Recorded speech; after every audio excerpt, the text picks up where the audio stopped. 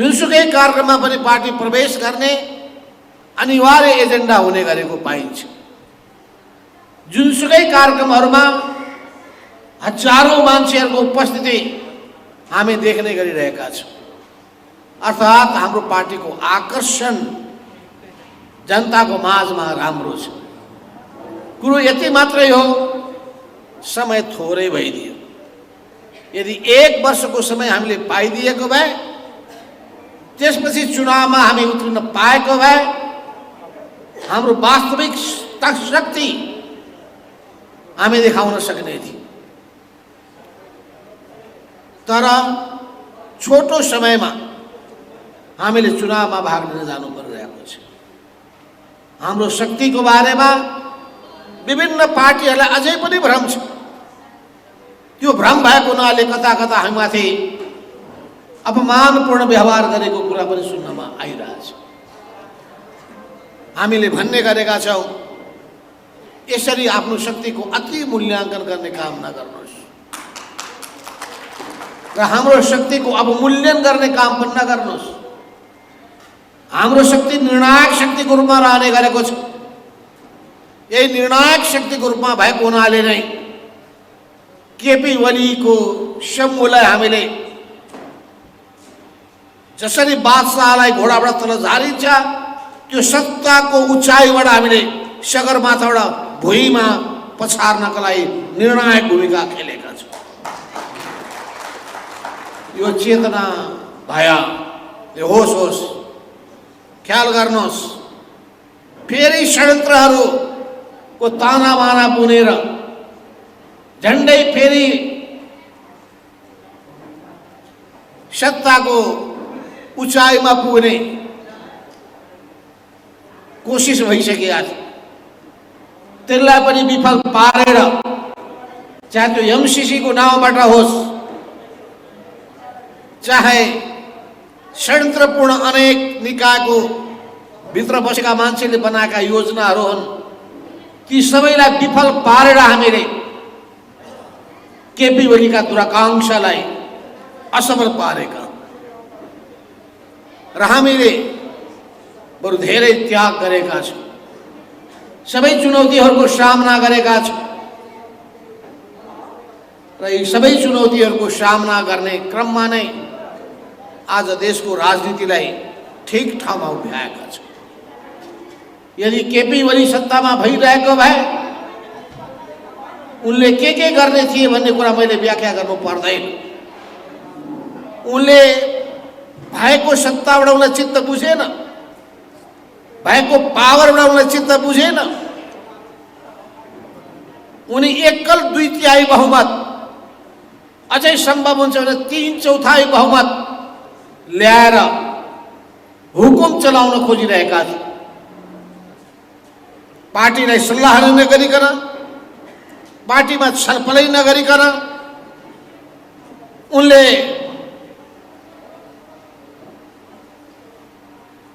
प्रतिनिधि सभालाई भङ्ग गरेका थिए। प्रतिनिधि सभालाई भङ्ग गर्नुको पछाडि उनको नियत बेठिक थियो। नियत बेठिक थियो, उद्देश्य गलत थियो, तरिका पनि गलत थियो। संविधानले दिँदै नदिएको अधिकारलाई यदि कुनै प्रधानमन्त्रीले प्रयोग गर्न खोज्यो भने त्यसले गलत नजिर स्थापित गर्छ। संविधानकै धज्जी उडिसकेपछि, संविधान नै कागजको खोस्टोमा परिणत भइसकेपछि यो देशमा कानुनको राज्य रहँदैन। देशमा कानुनको शासन स्थापित गर्नु छ भने संविधानको पालना गर्ने काम सत्तामा बसेकाहरूबाट हुनुपर्दछ। अदालतले नियन्त्रण गर्दा गर्दै पनि, विपक्षमा फैसला गर्दा गर्दै पनि फेरि जुन उन्मादका साथ उनले प्रतिनिधि सभा दोस्रो पटक भङ्ग गरे, त्यसमा उनलाई के लागेको थियो भने मैले जे भन्छु राष्ट्रपतिले त्यही गर्छ,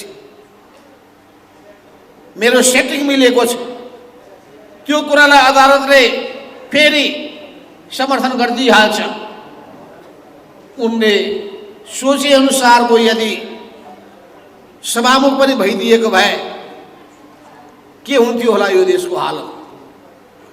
प्रधानमन्त्री त्यस्तो, संविधानको व्याख्या गर्ने प्रधान न्यायाधीश त्यस्तो, अनि जुनसुकै कुरालाई पनि वैधानिकता प्रदान गर्ने अन्तिम निकाय राष्ट्रपति पनि त्यस्तो, अनि संसद चलाउनका लागि जिम्मेवारी पाएका सभामुख पनि त्यस्तै भइदिएको भए के हुन्थ्यो होला हालत। त्यसो हुनाले मैले भन्ने गरेको छु कि कसैले भन्ने गर्दछन् कार्यकारी प्रमुख राष्ट्रपतिलाई बनाउनु पर्छ भन्ने धारणा ठीक हो भने गरेकालाई मैले भन्ने गरेको छु, यो नेपाली मनस्थितिलाई नेपालीलाई बुझ्न राष्ट्रपति निर्वाचित भएको भए कसैको केही चल्ने थिएन। कमसे कम संसद नामको अङ्ग भएको हुनाले बहुमत र अल्पमतको कुनै अर्थ रह्यो। बहुमत आफ्नो विपक्षमा गएको हुनाले केपी ओलीले संसदको सामना गर्न सकेनन्। उनका विपक्षमा पार्टीभित्र 2/3 व्यक्ति उनको विपक्षमा भएको हुनाले पार्टीलाई पनि उनले पङ्गु बनाए र प्रतिसभा र संसदलाई पनि पङ्गु बनाउन खोजे। प्रतिसभा उनको इशारामा चल्ने अवस्था भएन, मनपरी गर्ने स्थिति बनेन। त्यसपछि उनले सत्ताको दुरुपयोग गरेर असंवैधानिक कदम चाले। त्यसैले पहिलो दृष्टिमा हामीले संविधानलाई जोगाउने काम गरेका छौँ, संविधानको रक्षा गर्ने काम गरेका छौँ र यो अत्यन्तै न्यायोचित काम, अत्यन्तै जायज काम। त्यसो हुनाले कुनै पनि कमरेडहरूले, कुनै पनि साथीहरूले कसैले यो सोध्यो भने त्यही पार्टीभित्र बसे हुन्थ्यो नि, त्यसैभित्र विद्रोह गर्न सकिन्थ्यो नि, त्यहीबाट सुधार्न सकिन्थ्यो नि भन्ने प्रश्नको तपाईँ जवाब दिन सक्नुहुन्छ। मलाई पनि सोध्ने गरेका छ। मैले त्यही सुधार्छु भन्ने ठान्ने मान्छेहरूको त्यहाँ हरिबिजोग भएको छ। जुन मान्छेले 18 महिनासम्म 3 महिनामा बस्नुपर्ने बैठक पार्टीको विधानले व्यवस्था गरेकोमा 18 महिनासम्म बैठक नबोलाउने, बैठक भनेपछि उनलाई एलर्जी हुने, एकलौटी आदेश जारी गर्न खोज्ने, आफ्नो आसेपासेलाई मात्रै जिम्मेवारी दिने, आफूसँग सहमत नहुने मान्छेलाई पाखा लगाउने, यसरी पार्टीभित्र काखा र पाखाको प्रभाव प्रवृत्ति, पार्टीभित्र व्यक्तिवादको व्यापक प्रकोप र त्यो व्यक्तिवाद सत्तामा पुगिसकेपछि सत्ताको उन्माद र सत्ताको उन्मादले गर्दाखेरि अनि विचार सिद्धान्त सबै गौण हुन पुगे। विचार र सिद्धान्त गौण हुन पुगे। व्यक्तिले जे गर्यो त्यसलाई सबैले समर्थन र साथ दिनुपर्ने भयो। हामीले त्यो कुरालाई स्वीकार गरेनौँ। हामी कम्युनिस्ट आन्दोलनमा लागेका मान्छेहरू, हामी मार्क्सवाद लेनिनवादबाट प्रेरित हुँदै अगाडि बढेका हौँ र कम्युनिस्ट पार्टीलाई सबैभन्दा वैज्ञानिक तरिकाले चलाउनु पर्दछ भन्ने मान्यता बोकेर जनवादी केन्द्रीयताको सिद्धान्तलाई अवलम्बन गर्दै चल्नेहरू हो। कम्युनिस्ट पार्टीभित्र विचारको बहस चलाउन पाउनु पर्दछ र विचारको बहसमा टुङ्गो लगाउने अधिकार पार्टीका सदस्यहरूको हातमा, कार्यकर्ताहरूको हातमा दिनु पर्दछ र त्यहाँबाट फैसला भएको कुरालाई सबैले मान्न बाध्य हुनुपर्छ। कम्युनिस्ट पार्टीमा व्यक्तिवादिता होइन, कमिटी प्रणाली हुनुपर्छ। कम्युनिस्ट पार्टीमा व्यक्तिले के बोल्छ भन्ने होइन, त्यो मार्क्सवाद सङ्गत हुनुपर्दछ। त्यो द्वन्द्वात्मक भौतिकवादको दर्शनसँग मेल खानु पर्दछ। वर्ग दृष्टिकोणमा प्रष्ट हुनुपर्दछ। तर तपाईँ एउटा एउटा चिजलाई हेर्नुहोस्, कुनै पनि क्षेत्रमा केपी ओली ठिक ठाउँमा छैन। दृष्टिकोण ठिक छैन, व्यवहार पनि ठिक छैन, चिन्तन ठिक छैन, संस्कार पनि ठिक छैन, बोलीचाली ठिक छैन र जनताको पीर मार्गमा कुनै संवेदनशीलता पनि छैन। सर्वश्रेष्ठ खाता खोलो है आज नै, सर्वश्रेष्ठ बचत र मुक्ति खाता। हामीले वामपन्थी शक्तिहरूसँग एकता गरेका छौँ। लोकतान्त्रिक मूल्य र मान्यतालाई आत्मसात गर्ने पार्टीलाई साथमा लिएर जान चाहेका छौँ। त्यसो हुनाले हाम्रो गठबन्धन वामपन्थी र लोकतान्त्रिक गठबन्धन हो र हाम्रो लडाईँ दक्षिणपन्थी र प्रतिगामी गठबन्धनका विरुद्धमा हो। यो विचारलाई, यो कुरालाई हामी सबैले आत्मसात गर्नुपर्दछ र हामी ठिक न्यायको बाटोमा छौँ, सही बाटोमा छौँ, यो आत्मविश्वास हामीले राख्नुपर्दछ। हो यी सबै कुराको सन्दर्भमा नै अवश्य हाम्रो यात्रा सहज छैन। यात्रा कहिले पनि सहज रहेन। 2032 सालमा जब हामीले 2028 सालमा जब झापामा विद्रोह भयो, 2032 सालमा कोर्डिनेसन बनाइयो, कतिजना थियौँ हामी? कति थियो सजिलो? भएका मान्छेहरू 3 जना हामी थियौँ। 3 जना मानिस हामी गिरफ्तार भयौँ। अब त शून्य जस्तो भयो। जम्मा 8 जना मध्ये 3 जना, त्यो पनि 3 जना पोलिट ब्युरोका सदस्य। जम्मा 3 जना पोलिट ब्युरोका सदस्य हामी 3टै गिरफ्तार भयौँ। केन्द्रीय कमिटी एउटा मान्छेलाई नेतालाई अगाडि सार्नु पर्ने स्थिति भयो। त्यस्तो अवस्था पार गरेर आएको हामीले आत्तिनुपर्ने केही आवश्यकता छैन। अत्यन्तै खुसीको कुरा के छ भने हामी 77 जिल्ला भन्थ्यौँ, रिपोर्टमा लेख्यौँ 76 जिल्लामा हाम्रो पार्टी पुगेको छ, कमिटी बनेको छ, जिल्ला स्तरीय कमिटी बनेको छ। तर 77औं जिल्लामा बनाउन सकेका थिएन। आजभन्दा 1 हप्ता पहिले मनाङ जिल्ला अन्तिम जिल्लामा पनि 29 सदस्यीय जिल्ला कमिटी गठन भएको म जानकारी गराउन चाहन्छु। त्यसो हुनाले 7 प्रदेश 77 जिल्ला, यो गीत अब सार्थक हुनेवाला छ। 7 प्रदेश 77 जिल्ला र यो 77 जिल्लाले मात्रै पुग्दैन। 753वटा पालिकाहरूमा, सबै पालिकाहरूमा हामीले पुग्नुपर्छ। अहिलेसम्म हामी 753 को 2/3 पुगेका होलौँ र यसबीचमा अझै कमिटीहरू बन थालेका होलान्, विस्तार भएको होला। त्यसो हुनाले 753वटा पालिकामा हामी पुग्नै पर्छ। 753 मा पुगेर मात्र हुँदैन। 6743वटा वडाहरू छन्। यी 6743वटा वडामा पनि हामीले पार्टी निर्माण गर्नुपर्छ। यी 6743वटा वडामा पनि हामीले पार्टी कमिटी बनाउन सक्यौँ भने, जनवर्गीय सङ्गठनहरू निर्माण गर्न सक्यौँ भने, जनवर्गीय सङ्गठनको पनि शाखाहरू तलसम्म पुर्याउन सक्यौँ भने हजारौँ हजार कार्यकर्ताहरू हाम्रो वरिपरि हुनेछन्। अहिले पनि हजारौँ हजारको कुनै कमी छैन। हामीले सिङ्गो सङ्ख्यालाई हेर्ने हो भने आशा लाग्दो अवस्था छ। अस्तिको बालुवाटारमा बैठक बसिया थियो। बालुवाटारको बैठकमा पोखरामा एकीकृत समाजवादीले त्यहाँ दावा गर्दैछ भन्ने कुरा उठेपछि कसैले नकारात्मक टिप्पणी गरेछ। नकारात्मक टिप्पणी गरेको भने मैले सुनिसकेपछि मैले पोखराको एउटा तथ्य अगाडि सारेँ।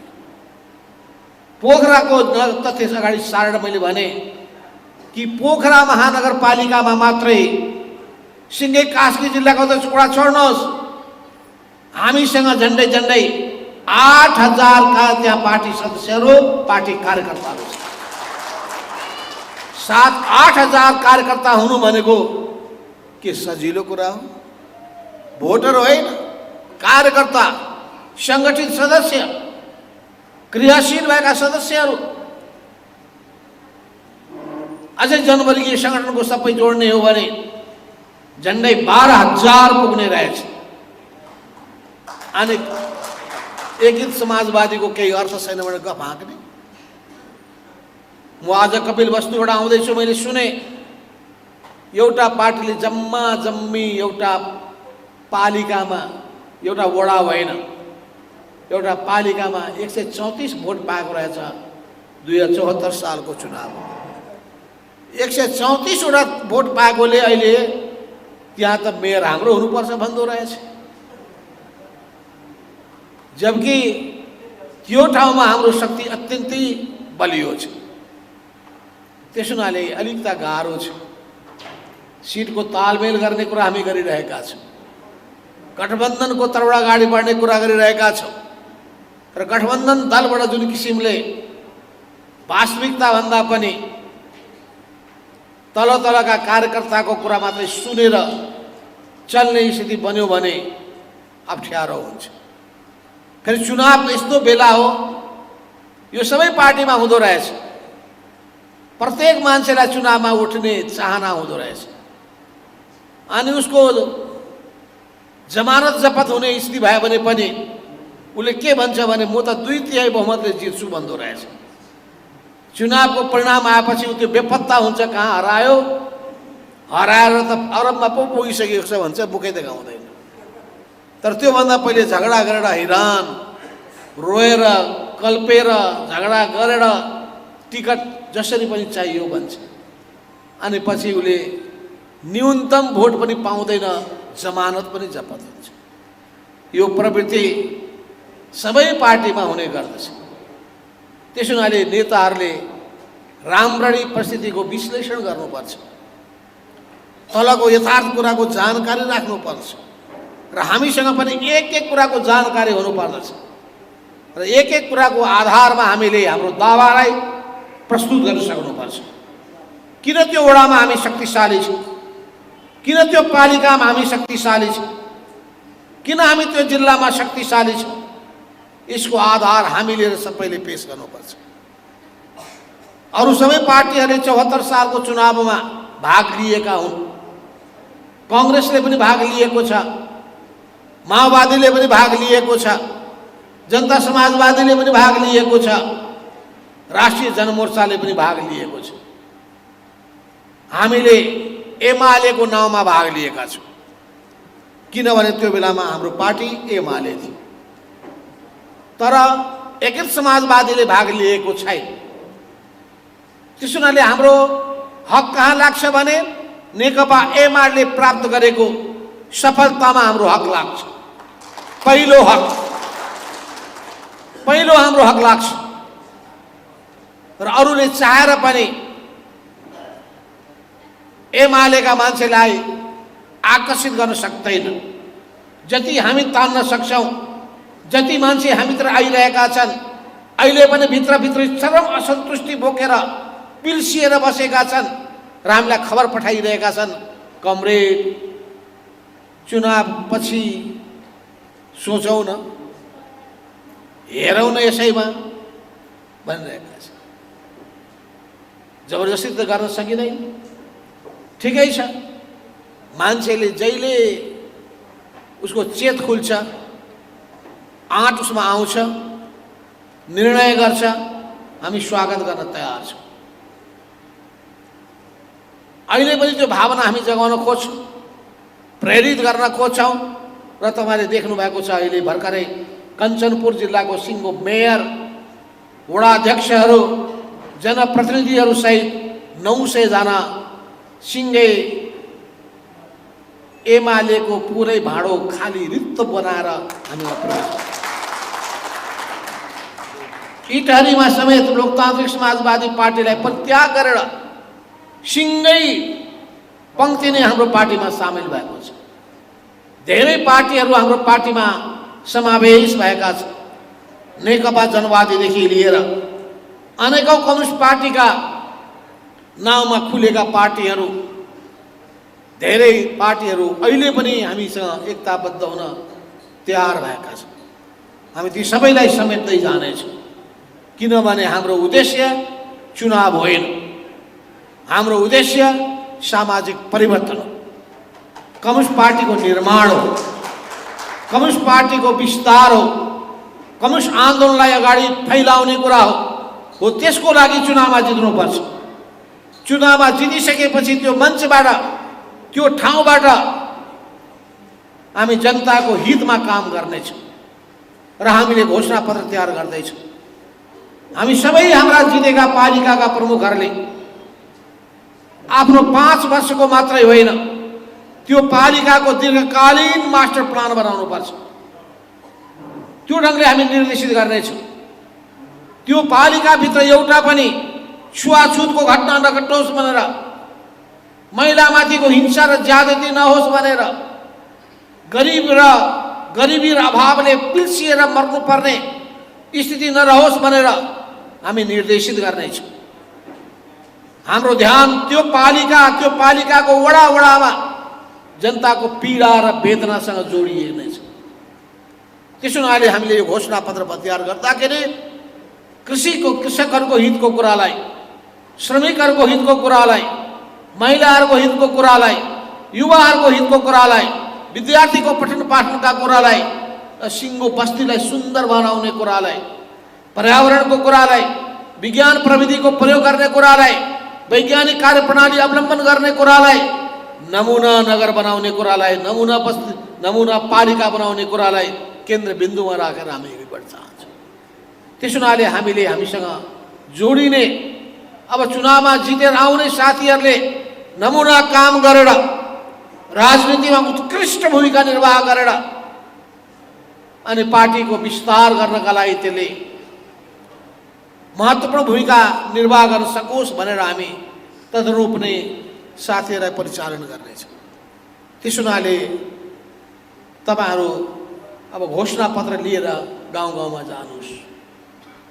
तपाईँहरू निर्वाचनको अभियान लिएर वडामा पुग्नुहोस् र वडामा हामीले सकेसम्म वडा सदस्यहरू सबैजसो ठाउँमा हुन् भन्ने चाहिरहेका छौँ।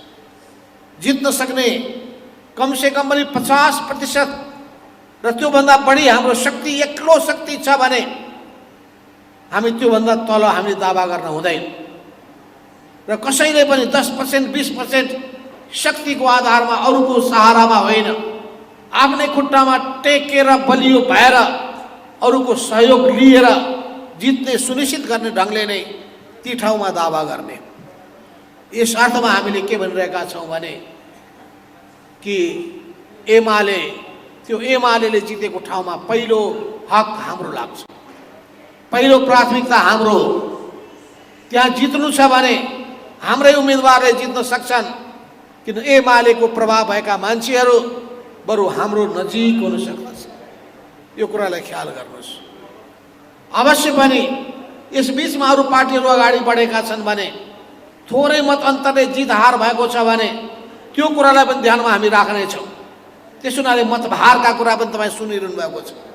थोरै मत अन्तरले जितेको कुरालाई पनि हामी अवश्य ध्यानमा राख्नेछौँ।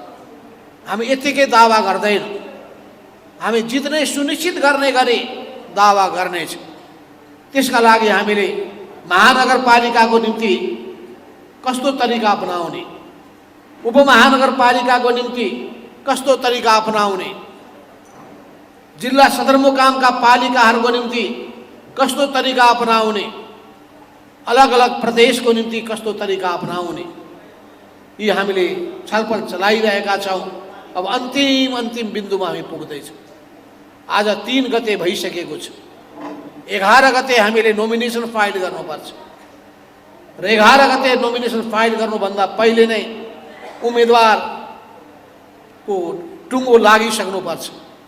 कुन पार्टीले कहाँ स्थान पाउने हो भन्ने कुराको पनि टुङ्गो लाग्नु पर्दछ। अब कुनै पार्टीसँग सहमति हुन सकेन भने जोसँग सहमति हुन्छ त्योसँग हामी चुनावमा जान सक्छौँ। 5 दलको बिचमा सहमति भएन भने जुन दलसँग सहमति हुन्छ र हामीलाई आत्मविश्वास छ कि हामी एक्लै पनि जित्न सक्छौँ भने कसैलाई लागेको छ भने एक्लै पनि उभिन सक्छ, तर जित सुनिश्चित गर्न सक्नुपर्छ। अहिले केपी ओलीको अहङ्कार अलि बढेको छ। अहङ्कार बढेको भए तापनि भित्र खोक्रो हुँदै गइरहेको स्थिति पनि छ। भित्र खोक्रो हुँदै गइसकेको अब गइरहेको स्थिति पनि छ। एक दुई ठाउँको कार्यक्रममा मैले सुने उनले जति खर्च गरेका थिए मान्छे आएनन्। मान्छे नआएपछि त्यहाँ अत्यन्तै रिसाएर कार्यकर्तालाई हप्काएछ, निराश भएर फर्केछ। त्यस हुनाले उनीहरूले जे बोलिरहेका छन् त्यो यथार्थ होइन। स्थिति के छ भने हाम्रो अवस्था राम्रो छ, सङ्गठन बलियो छ, बलियो हुँदै गइरहेको छ। पार्टी निर्माणको काममा हामीले अझै जुट्नुपर्ने आवश्यकता छ। पार्टी निर्माण सँगसँगै चुनावी अभियान चलाउनु पर्ने आवश्यकता छ। चुनावकै क्रममा पार्टी निर्माण गर्दै जानुपर्ने पनि छ।